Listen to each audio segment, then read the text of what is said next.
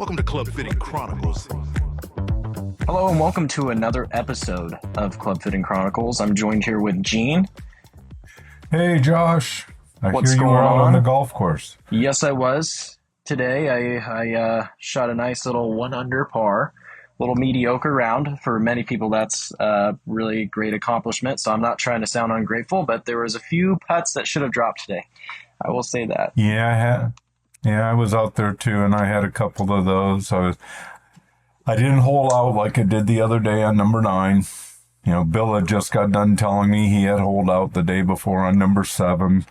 And so I'm standing over a shot, and I, of course, holed out. And he was like, well, you had to do that now, right? You had to one-up me. So Of course. Of course.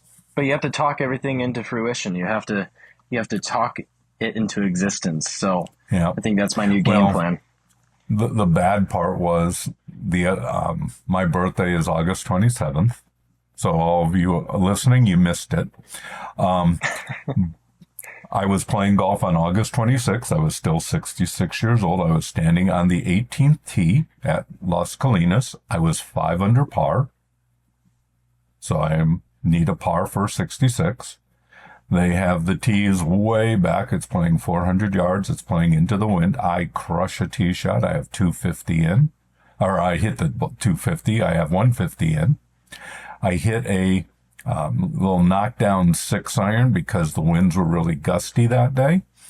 And it hit a sprinkler head or something and kicked it in. The hole was left front. Hit something, kicked it into the trap. Pitched out of the trap to about 8 feet and lipped out for the putt to shoot my age 66. The next day I'm 67, but I shot my 67 the day before. Well, yeah, that wouldn't work unless you were 67. Yeah. Yeah. So just one more year. It was a major bummer. I mean, it's getting a little easier each year, but I was like, golly, I was feeling good about the ball's going right at the hole, and it went, boom. How does it do that? But anyway. That's amazing. Well, on another note, Bryson Dechambeau, he's going to be a topic of discussion tonight. As many of our listeners are aware, if you're an avid YouTube watcher or Instagram or whatever, you probably may or may not have watched guys like Good or Brian Bros, Bryson Dechambeau. Bryson Dechambeau has become really big in the content creating game as a professional golfer, a major winner for that part. The guy has got reams and reams of knowledge. Mm-hmm. And he's an engineer. He is. He's also a gear junkie, such as yourself, such as myself. I'm not as much as a gear junkie as he is, but I'd like to say that I'm getting a little bit more knowledge in that sense. But he has a really good video clip that we're going to show here in just a second, talking about grips and also his single length irons. He's playing with John Daly. John Daly is another legendary golfer in the Hall of Famer. I believe he is a top 10 golfer in my book ever to do it. Fantastic hands and for a big man who hit it a long way. He was a long hitter for a long time in his day. And it's an interesting clip we're going to show you. And we're going to nitpick it a little bit. But it's been something that we have talked about in the past. And now it's being talked about by Bryson Dechambeau and the legendary John Daly. So this isn't new information, but at the same time, it's being brought out to millions of people now. It's coming from the mouth of a major winner. So at least now we can get a little bit of credit. And Gene maybe isn't a crazy old man after all. He knows a thing or two. Well, maybe I am, but still, yeah. You're only 60. You're only 66. So. No, 67 now. 67. That's right. So well, happy belated birthday. Well, happy belated birthday. But we're going to show that video clip right now. Go ahead and give it a watch. Can I ask you a question? Yes. All your clubs are exactly the same? Yep, so 60 degree all the way to my 5-iron. The irons are. That is impressive. So that's a 60 degree. It's a little long. Big grips. Like me. That's the biggest problem that I always had with bigger grips like this. Normally when they were first built, whenever I'd grip it, it'd squish and it'd like move. And I didn't like that. But it's all about trying to teach amateurs how to play golf. Get fitted with your grip, not your clubs. Yep. The That's very smaller true. the grip is, if you put your hands on a grip and you take it back and there's a gap between your left arm and your right hand, you're screwed. That means you're not controlling the golf club. So go get fitted for grips. Nobody does that. Nobody does. Nobody does it. I think the bigger the grip is, the better you're going to play. So the video clip is essentially talking about fitting your swing with your grip, not your clubs. That's an interesting take. But Gene, I want you to elaborate on that, just because you've been fitting people for years. That was your career. You've done hundreds, maybe thousands of people. Thousands. Yep. Thousands and more people with the concept of fitting them with their grip. Yep. Yeah, and that's the thing. I mean, we would get people who would come into the shop, want to drop off their clubs. You know, will you re-grip these? What size? What? What sizes do you want these gripped? Size? Well, just put new ones on. No. What size? And we would go through. I had, I don't know, probably 15 different grips of different sizes. Big thing, golfers, that you need to understand, most of the clubs, unless you have the special ordered somehow, the grip is generally speaking either a man standard or it may be a plus 1/64th, which means there's a piece of tape under there besides the grip tape. That usually fits about nobody. Most people's hands are a little bit larger than that. One of the things that you need to do to see if your grip fits, I'm getting it, here we go. What you're looking for is the ring finger on your left hand. When I grip the club in my fingers, does it dig right there or does it just come to touch? Most golfers are, if you're playing right-handed, your right hand is bigger than your left hand. Most golfers need more buildup on the bottom. That's where the +4 came from.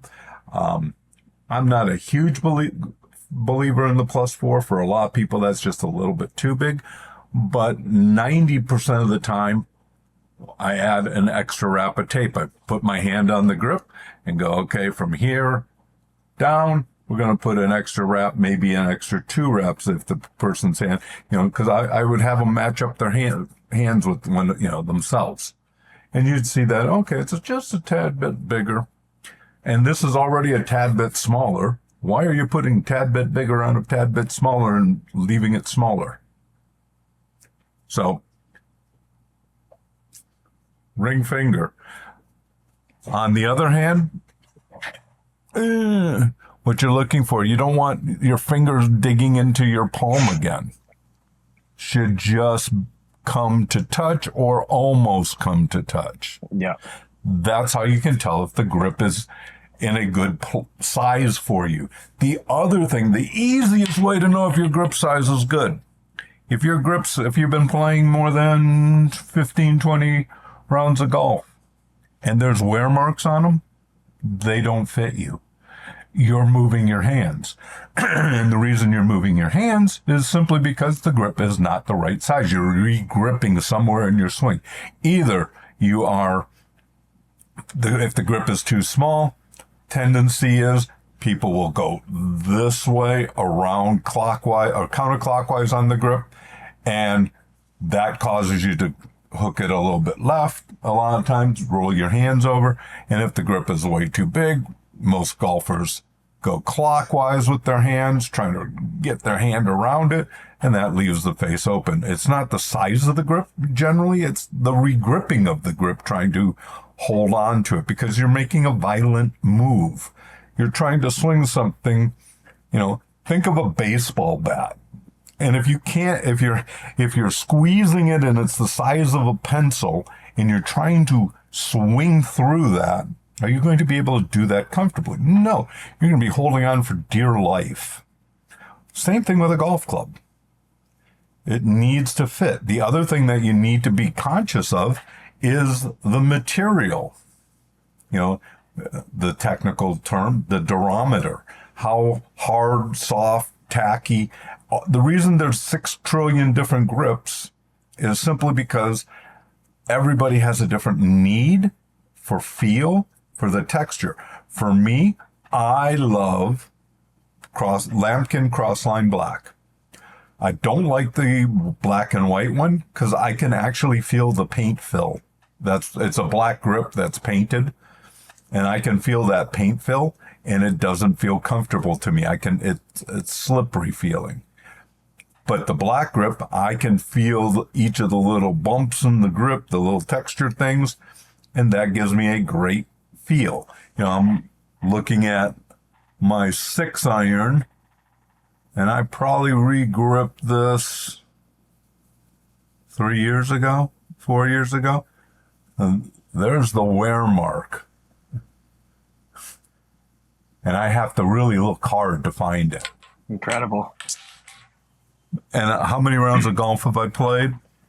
3 years, it's 400 a or lot. 500. Yeah, It's a lot. 400 or 500. That's a lot. And it's starting to wear there. Yeah. I just happened to notice that today. So Yeah. I'm going to have to re-grip that. Yeah. But grip size is, that's what you're holding onto the golf club with. Right. It's critical.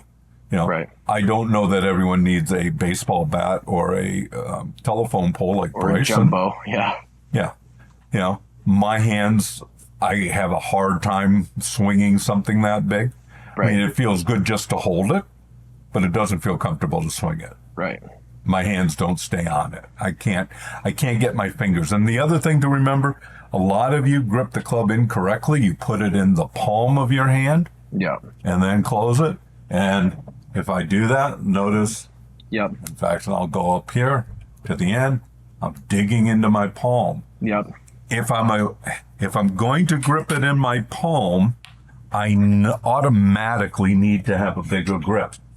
The way you know if you're gripping it in your palm, if you have ever said to your partners or people on the golf course, I'm dropping things all over. My golf club turned in my hand. That's how it turned in my hand. I'm in my palm. I can't grip anything with my palm. I grip things with the fingers. Right. Right. That makes sense. I remember the day when it was early on when we were playing. And With Thomas. Mm-hmm. Yeah, I remember that. And your grip, you had a much smaller grip. Yeah, he had mid-size on his wedges, and that was my first time ever really feeling a bigger grip. And I was probably 17, 18 years old, and Yeah. I was in shock on how good it felt. I was like, it fits my hand because I have pretty large hands. Yeah, you have. Yeah, you do. My hands are pretty big, and when I had my i500s originally, I also like the Lampkin corded grips. Okay. Yep. And I had those on there. I don't know if it was a crossline. It was a crossline white and black, like the white and black corded. Mm-hmm. And I had them in standard. Just one piece of just the grip tape. That's it. Just right. Yep. And it was very small. And I remember a lot of the time, my hands are what I described it as my hands are spinning over. Mm-hmm. But it was the club. Because I would get to the top, and then the club will shift, and then it would move in the middle of my swing, and then from there, having to square it up was even harder, was even more difficult, timing it up. And if my timing was never, and here's the thing, folks, if you're a timing kind of player, or you're improperly fit, or whatever the case is, if you ever go and play competitively, or you're under any sort of pressure, it's not going to hold up, no matter how hard you try. It's just, I've learned that because I was always the guy, timing is really good today. I'm going to shoot, under par. well, if I have nothing on the line and I'm playing for fun, yeah, I can get away with that. But if I have, if I have, a tournament on the line, or a score to put me in a certain position, it's going to be incredibly difficult for me to time it up and match it perfectly, because adrenaline does a lot of things to you. And not only does it make you stronger without you knowing, but it also messes with your timing and your tempo inside of your head. So, when you have something moving in your hands because it's too small for you, you're automatically shooting yourself in the foot. So when I felt that for the first time, I mean, it really was a game changer. And I think a month or two later, I switched over to midsize. I got the Golf Pride, the MCCs. Right. And I like those grips. Going from a corded to that was a little bit of a change, but I liked the feeling of it because of it being tacky and a little bit more hard. And I tried the the Wind Grip with the latex free. Right. Yeah. And I didn't like that. And it really comes down to a preference thing. There's people that I know that like an undersized grip. And those people have really small hands. But if you're Jack Nicklaus used to take a basically he would take tar paper like you would find on the roof of a house, and he would put that under over the shaft, and then he would wrap it with a leather wrap. Right. Lee Elder, when I would regrip his clubs, Him too. he would take a grip. I was allowed to put 2 inches of tape from the top down. That's all. It could only be 2 inches. Take an 11-inch grip and stretch it to 13 1/4. And so it became like a pencil. But again, that's what he grew up playing. That's what he wanted to have. Right. Bryson with the jumbo. Could I hit it? No. It felt wrong. Right. And if it feels wrong when you're just standing there holding the club, right. You got to remember though, these guys are incredible ball strikers, and they were something that they got accustomed to that. Yep. I'm not sure about Bryson with the jumbo grips. I don't know when he jumped on that phase. That's more of a question for Bryson. I think that'd be a good question for Bryson, is when he actually started to use jumbo grips. I think it's when he really sold out on the single length and his swing type, the way he swings the club. He needed something bigger for the way he put his hands onto the club. Right. So, right, because he's kind of a one-plane swing. In the video, he talks about the squishy grips, and those were what the original big grips were. Right. Squishy. The other thing you have to just be conscious of is the weight of the grip. A lot of those big grips are really heavy, and you lose a lot of swing weight. So we have other things that can go wrong with irons. That's kind of the talk. And the number one thing that I would see all the time, I would say probably 5% of the time people would come in with the proper grip size on their current clubs that they were playing. Most of the time, they were not the proper size. Because, again, people just, aren't they all the same? And, most places either don't have the knowledge or didn't want to take the time to build all the different size grips so that you could feel the difference and we could look at your hands and see, do these actually fit you? We got an email from Jeremy in Melbourne, Australia, and he was talking to me about ball striking and stuff. And we talked a little bit, chatted online, and I had recommended, choking down on his club because he's like 5'7", 5'8", and he was having difficulty. Well, he went into somebody who could measure his clubs, and his 7-iron was 1/4 inch longer than what a standard 7-iron was. And then he was trying to hit that. He ended up 3/4 of an inch shorter, and he's loving the clubs now. just by shortening them, adding some weight to the head end. But again, length things, golfers. My 5-iron when I was in college was 37.5 inches long. That's how long they made 5-irons. Today, probably the average 5-iron is 38.5 inches long. Yeah. That's a long way away. The rule as a club fitter, anything over 38 inches, anything less than 24 inches is exceedingly difficult for the average person to hit. Well, that's 6-irons, 5-irons, 4-irons, anything like that in today's golf world. A lot of the clubs that many people have issues hitting. I can't hit this damn club. Yeah. Exactly. So again, getting fit for length, to test yourself, go out to a driving range, put a piece of masking tape on the face, get a little water-based marking pen, put a little tiny dot on the back of the ball, put the ball down facing the face like Josh and I have done on many videos. Right. Strike the ball.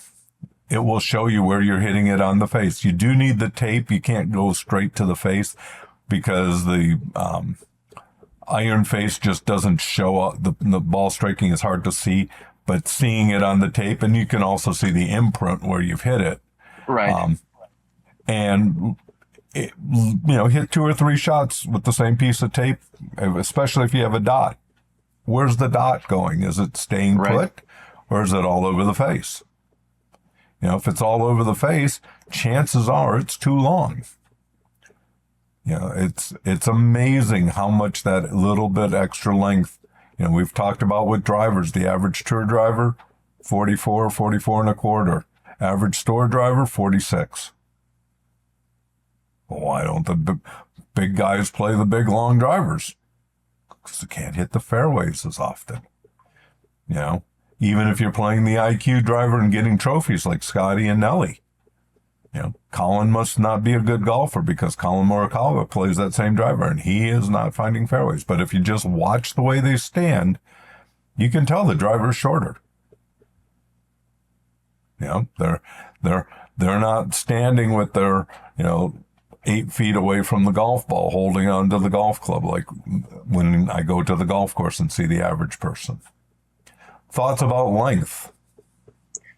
It's one of those things that has changed over the years of club design, and you're having a lot of these people who have played golf over the span of years, and they want to blame them getting older on why they can't hit these golf clubs. Well, no, there's changes to these golf clubs that you just haven't noticed. And when you bring that up, it brings me back to my old iron set. We measured those out, and the lengths were, you're not really the standard, right? Right. There's the standard that everybody wants to follow, or they use. Oh, my clubs are standard length, right? But see, my clubs were standard length, but they weren't even close to being anything that it was on the website where it shows the specs of the golf club. They weren't anything close. Now, they were fitted. They were fitted golf clubs, and maybe they did that for a reason, but still, it's harder to hit the clubs that are longer. You hadn't shrunk since you got them. Right. And there were a couple of them that were a little bit on the long side for you. Yep. And I think the long irons are especially crucial to have shorter, because you want to hit those straight. You're not trying to hit those super long. You're not trying to hit a 4-iron 240 yards. I hear people all the time, well, I hit my 4-iron, 230, 240 yards. I used to have that guy in the shop all the time. I used to hit a 2-iron 290. Right. What tour were you on? Yeah. Or it's one of those things. Well, how straight do you hit it? Right. I wish that I hit my 4-iron as straight as I should, but at the same time, I'm not worried about distance. I don't really care about, as long as, because the irons nowadays, and a lot of people they want it to go high in the air. They're trying to get these 4-irons to go super high in the air. And in Arizona, you know, we rely on rollout so much of the time. Mm-hmm. And anyway, length plays into that a little bit. And you're talking about moment of inertia, Mm-hmm. you know, and people that are having these clubs that are extremely long, you know, Harder to swing, harder to hit. It doesn't matter. It's super hard to hit, and they won't get the results that they want to get, no matter how hard they fight it or how hard they try. Yep. Yeah, it's just, it's amazing. You know, the taller player, he doesn't need even the long clubs longer. He needs the short clubs longer, but nobody, generally speaking, needs the long clubs longer to make them easier to hit. It doesn't work. The thing is if I make the club longer, you're going to have the toe up. The shaft is going to droop a little bit, and it won't quite be as toe up at impact. And it's still going to be pointing a little left, so you won't slice it as badly. That's the whole idea. And do I want some guy in a factory deciding that the way to make me hit the ball straighter is to have me start at left? No. I can hit a ball left any day of the week. Right. I don't need help going left. And that's the thing that most golfers don't understand. You're in a battle with the guy who's doing the designing. He thinks he knows what you need. He's never seen you swing. He knows nothing about your game, but he's going to make the decisions for you. Right. You know, I'm going to a golf coach that I've never met, and he's not going to watch me swing, but he's going to help me. No, he isn't. Right. How is he going to do that? And you're going to trust him with your life. Exactly. Yeah. You know, lofts, again, playing all the time with people. You know, they hit their pitching wedge, it goes up pretty good. They hit their 6-iron, and it's about half the height. Well, there's a problem with that. It's not going to go far enough. Why is it going so low? Well, because your loft on your 6-iron is not enough for your club head speed to get the ball high enough. Right. You know, if you're a big club head speed person, you can probably get away with it. If you're getting in your 60s, you probably can't. So what do you learn to do? You learn to try to flip it to help it. You pull out of the shot. You know, you hope and pray that the ball is sitting up in the rough a little bit, because it's better than in the fairway, because I can help it up a little bit to get the ball higher. If that's you don't have enough loft. Believe it or not, like if you measured my clubs, I have added loft to my 6-iron, and I added loft to my 7-iron. Why? Because I didn't hit them high enough, and I have perfect gapping, but I played around with that a little bit. Yeah. But I get the ball up in the air much higher, and the ball carries much further. Again, the baseball analogy, throwing the ball in from left field, and I'm trying to throw it no higher than my head all the way to home plate. It's not going to make it. I got to get the ball up in the air.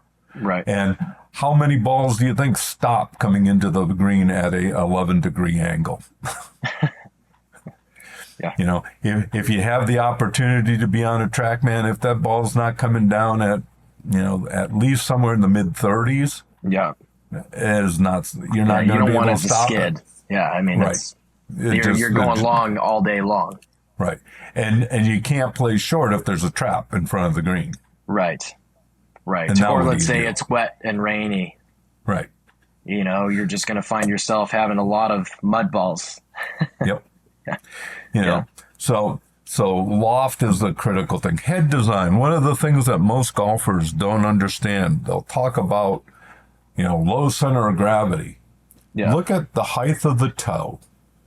Height of the toe determines how low the center of gravity will be. If you lined up 50 clubs, the toe height is probably virtually the same. There isn't, you know, if the center of gravity is exceedingly low in this club, it's probably somewhere in the neighborhood, instead of 21 millimeters from the sole, it's 20.9, 20.8. Is that significant? No, because your ball striking, you're not probably that tight, where you can always count on it's in between those marks. Right. It just doesn't happen. I was telling Josh, there was a club years and years ago, and I can't think of the name of it. I'm thinking it was a bullet, and the toe height was to here. That club you could significantly hit higher because the center of gravity was down here. Right. The average center of gravity is about between the fourth and fifth groove. That's where they're mostly at.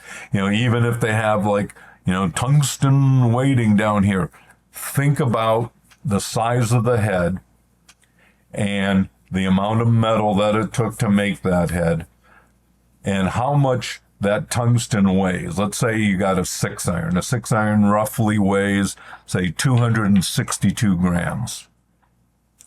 If the tungsten weighs 30 grams, which is huge, that's a huge amount of weight to put down there. How much is that going to lower the center of gravity? It's like 1/9 the weight of the overall club. It's not going to move it this far. Not going to move it this far. It's going to move it a little teeny bit. It's hard to move the center of gravity low unless the toe is lower.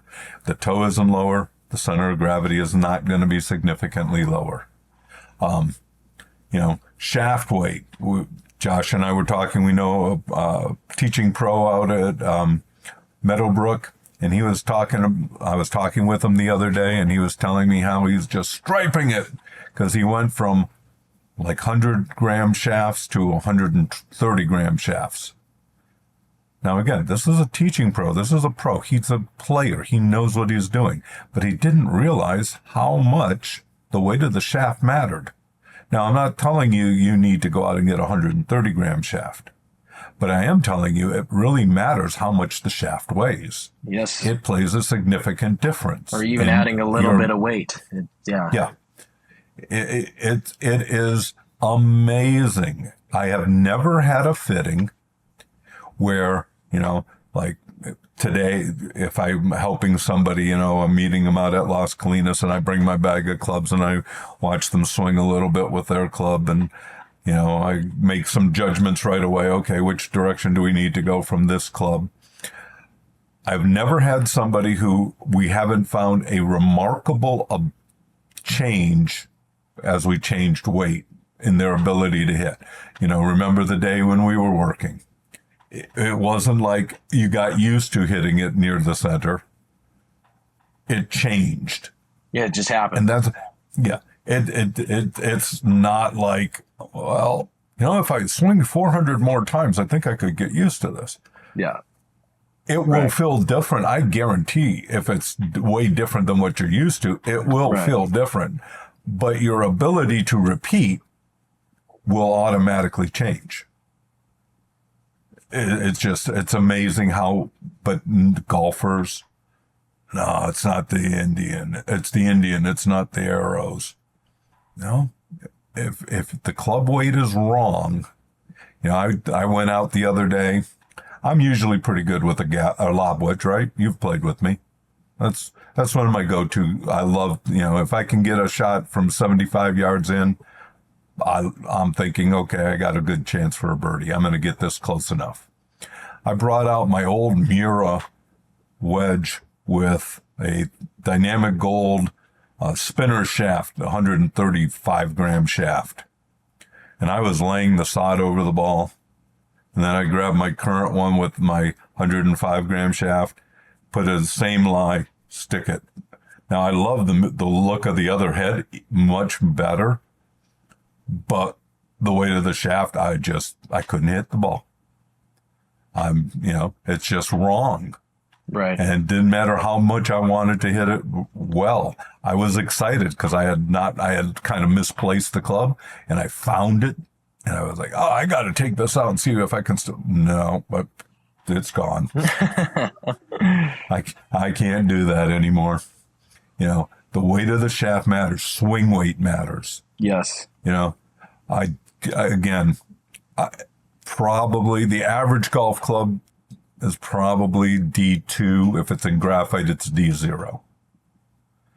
I would say out of the thousands of clubs that I've built, less than 5% of them fall in that range. Yeah.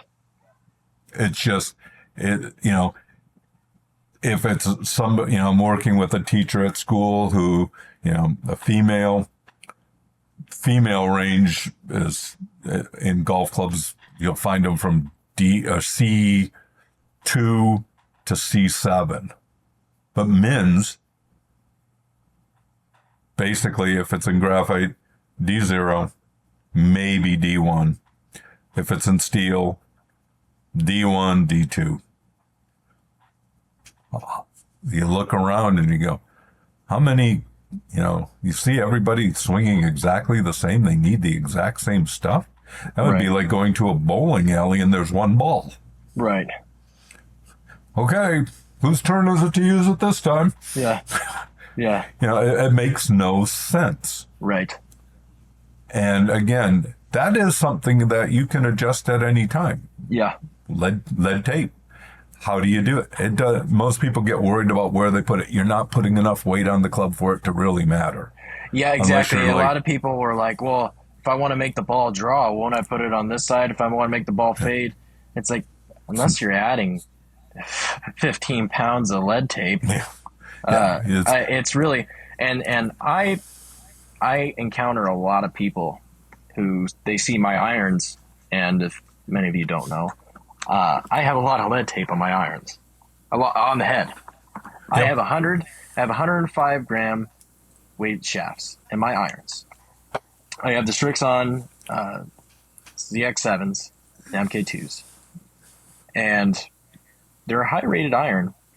Their irons are great, but it's the weighting that I have on there that makes them that much better. And because I'm hitting the center of the face. But anyway, I encounter a lot of people that look at my clubs and they go, well, do you hit the ball super high? Do you hit high draws because of where the weight's at? Or like, how does that work? I go, no, I can still shape the ball. I just have more feel in the head. I have feel in my hands, but I also know where the head is at in any part of my swing. And I'm a handsy guy, and that's beneficial for me. There's people that benefit from just heavier shafts, such as Jason. Right. And there's people who are like that. But for me and a lot of other golfers, if they were to just try it out, if they were to just try just maybe 5 grams of weight, it can make a huge difference. And like you said, the D1 to D2 range, my irons are D4.5 to D6.5. Yeah, mine D7. are D4 to D7. And I'm 67 years old, but my shafts only weigh 85 grams. Right. But with respect, that's something that you need. That's something that you have got a preference for now in your older age. And I've told this story before on this podcast, but I'll tell it again. There was a guy who came up to me on the golf course one day, and he saw the lead tape on my irons, and he goes, "What is that?" I go, "That's lead tape." He goes, "What do you use it for?" "I make my club heavier." "Oh, well, my club, these are my wedges, and these are I got them at, I won't name the shop, but I got them at the shop, and I told him I wanted them to make it." He's a big, stocky guy, right? He's about my height. He's about 6'1", big, stocky, probably 230 pounds. And he said, "Yeah, I wanted to get these as heavy as possible." And he's like, well, he said the swing weight on it's like D8. Well, I picked up this wedge. It was a Mizuno. And I picked up this wedge, and I'm like, this feels light. And my wedges are D7. I go, this feels light. And he's like, well, it's got like 130 gram shaft on it, and I got the jumbo grip on it, and that adds weight. But I gave him mine. He said, because I can't. He was saying I can't hit these wedges, no matter how heavy they are. I just can't hit them. I go, well, the weight's in the wrong place. You're looking for it in the head, and I knew exactly where he was looking for because I gave him my wedge, and I have a lot of lead tape on my wedges. I mean, I want to say like 5 or 6 strips, about an inch long. And he goes and he's like, wow, this is. I'm like, yeah, you want to know how much weight, what the weight is in my wedges? Probably 120 grams, 115. I mean, they're lighter for a wedge shaft, technically speaking, but there's so much weight in the head. There's no way you could say that they're light. And I had a mid-sized grip, not a jumbo, but it's still... Which is one of the reasons we had to put so much lead tape on it. Right. Because it weighs more. Kind of balance it out a little bit. Yep. But it was incredible, his reaction. He was like, wow, this is... But nobody does that. Lead tape nowadays is such... It's becoming more popular just because there's people that... influencers who are kind of bringing it to light. But even then, it's not like they're putting as much lead tape as I'm putting on my club. They're putting maybe like a strip or two and whatever they're calling it a day. But don't be shy. Yeah. Add a lot. There is no wrong number. Exactly. There's no wrong number. Exactly. Unless you're making it like an E6. And it's like really like a sledgehammer. I had a touring pro, I won't name the name, who had come into the shop, and we made all of his clubs at E1 and then counterbalanced them with 40 grams. Wow. It was like battle axes. How strong was this guy? He made a good move.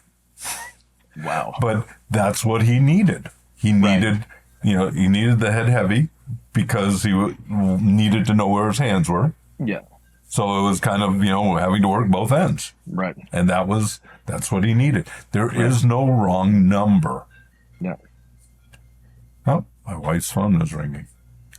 Or your phone is ringing.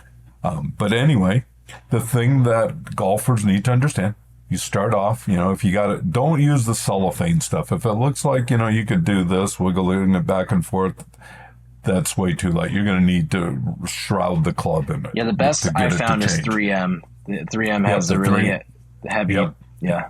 Yeah, and start off with an inch.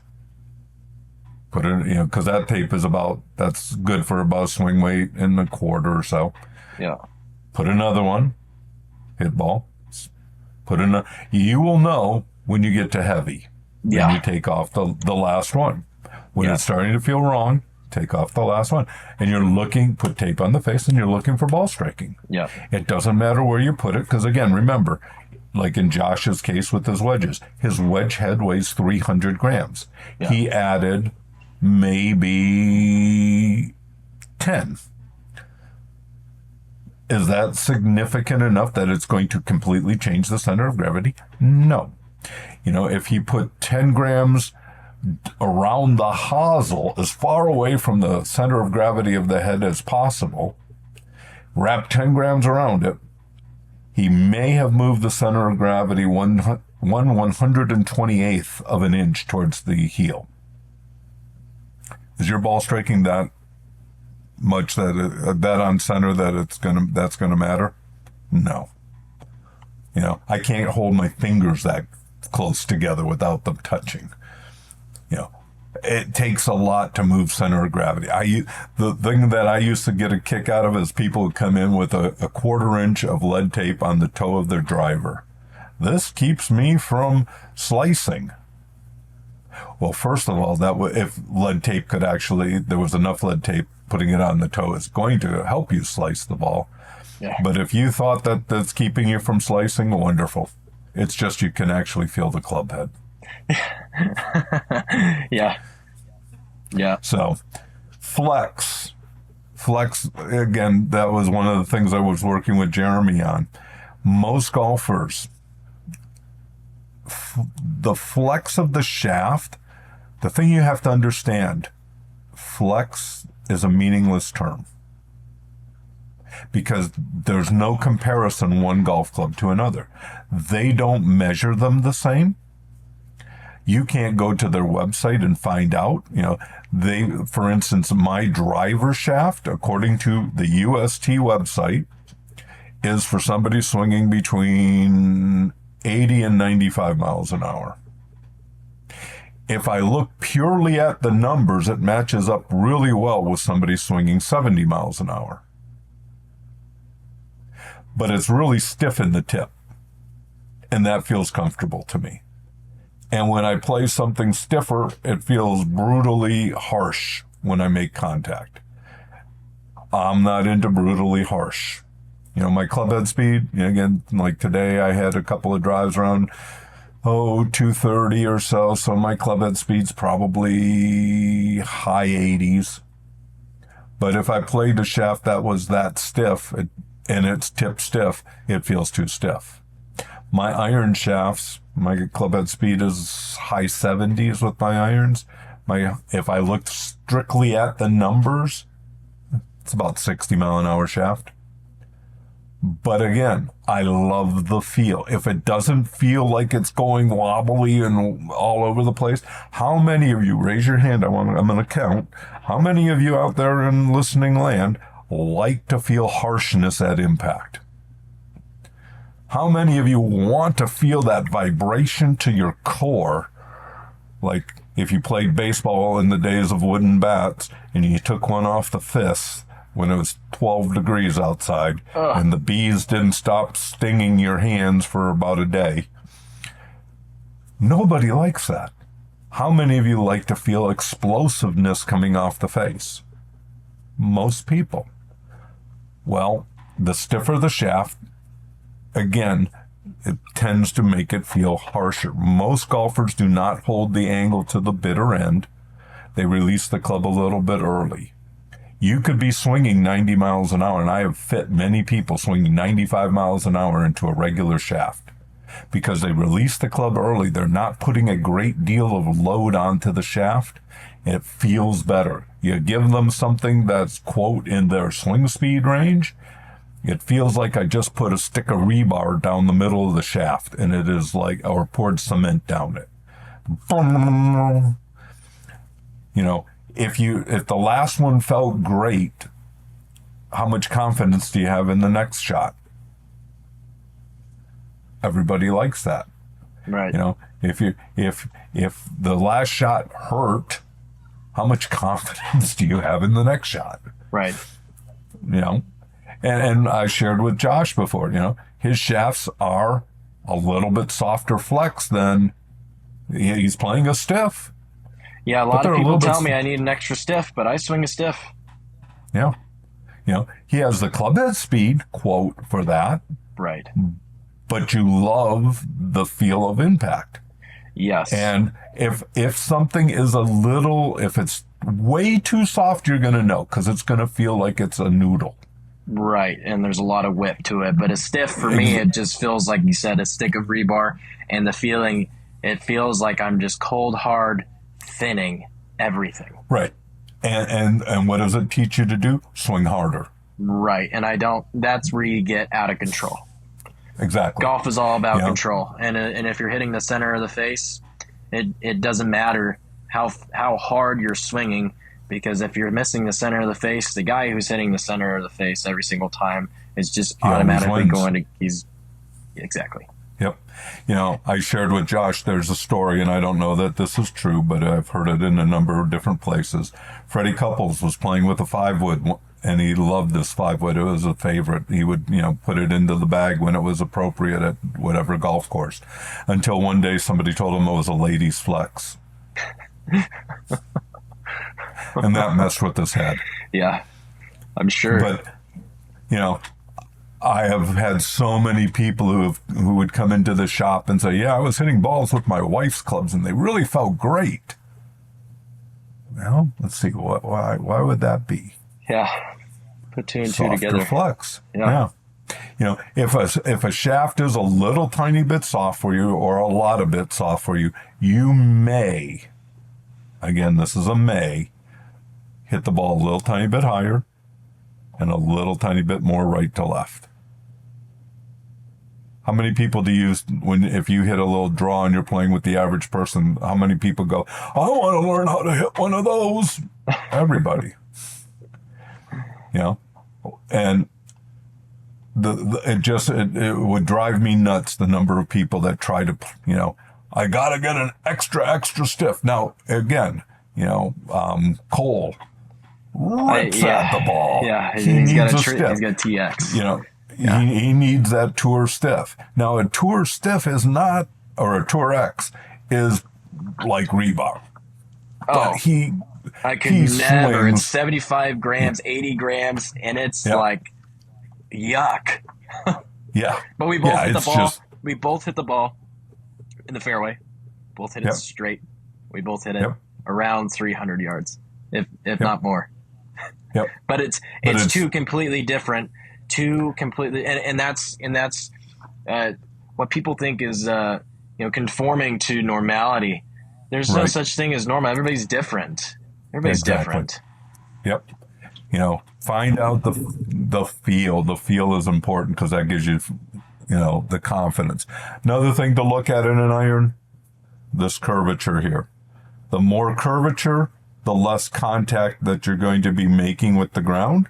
But the other thing to remember, if there's a lot more curvature in this club here, when you're hitting it here, you're hitting it a little lower because there's not as much club up there, because of the curvature. The other thing to look at is the sole width. If you're playing somewhere where it rains a lot, a wider sole is probably your friend.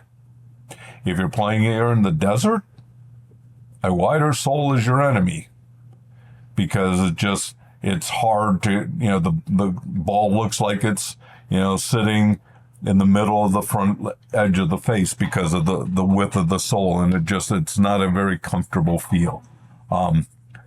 So looking at that sole width is an important thing. If you're getting fit and the guy wants to bend the clubs upright, beware. Generally speaking, the reason they're wanting to bend the clubs upright is because you're coming out of your posture and you're getting your hands high, which is bringing the toe down. That's a problem because now when you learn not to do that. And also go back a couple episodes ago when we were with Adam Porzak. Exactly. He talks about that. And he said it's a detrimental thing to do for some of these golfers because it's just going to bring out that move more. It teaches you to do that. Exactly. So when Gene is telling you that, it wouldn't say run, but it's I found that out real quick because my I-500s were 2-3 degrees upright. And no matter what, for the life of me, I couldn't get out of that move. And that's why you see a lot of teachers, they tell them to, traditional teaching now, teaching has changed a lot, but there are a lot of turn and burn, right?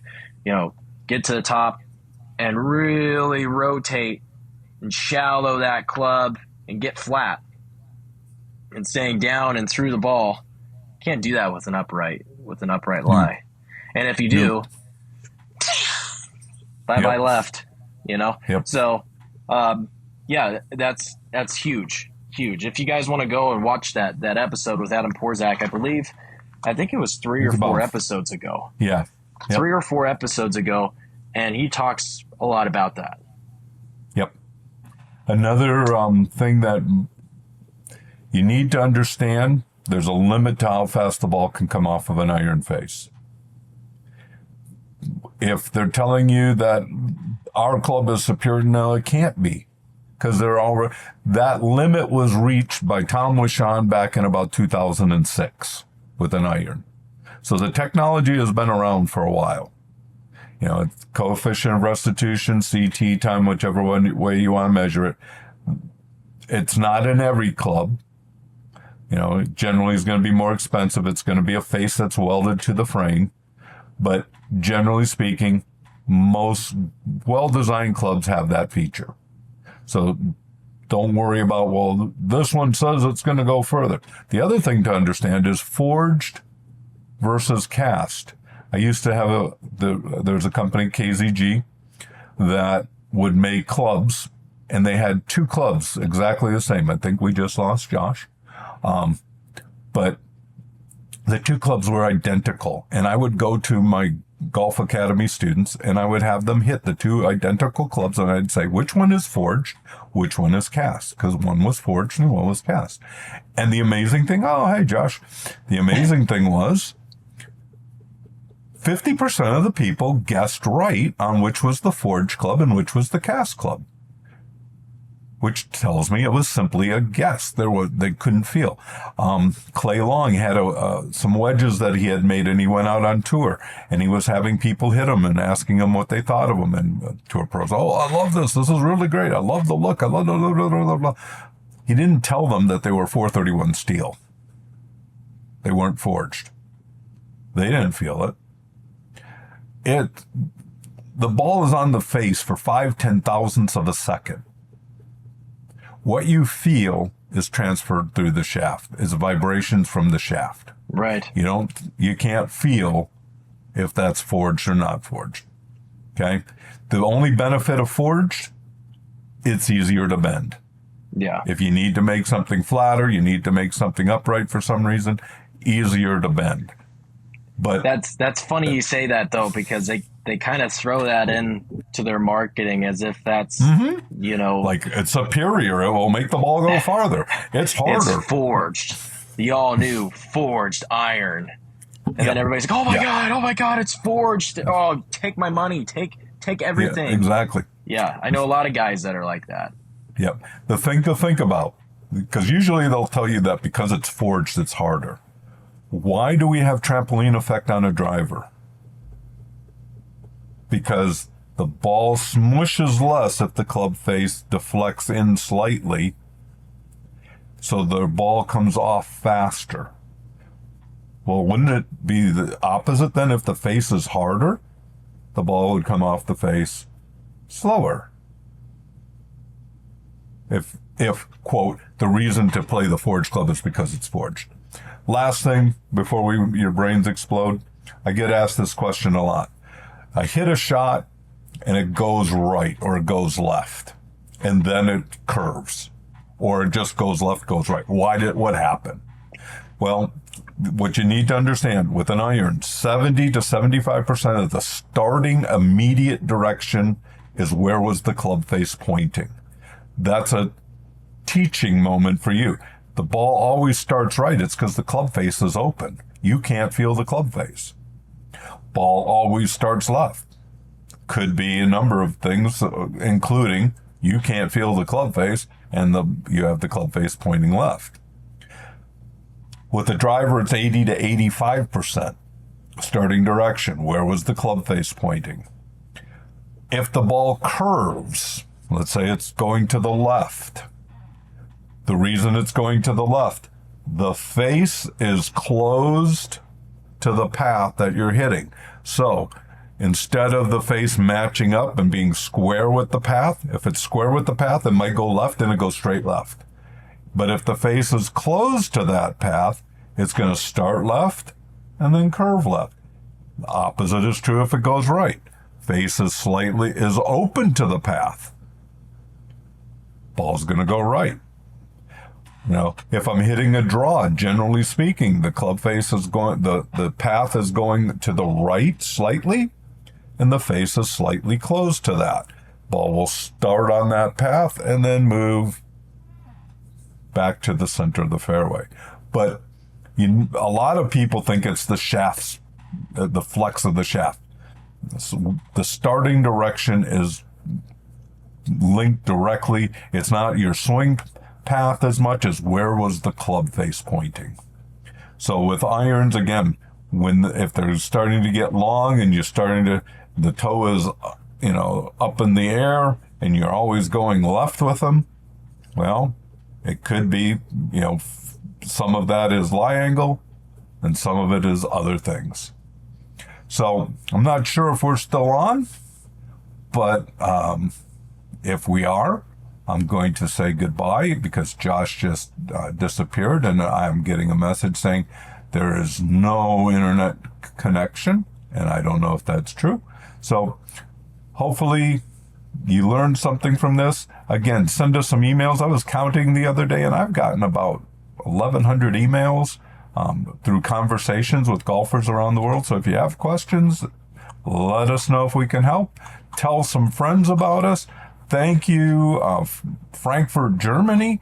You were our #1 market for the last video and audio that we put out for a long time, and that was so cool to see that. God bless. Thanks for listening.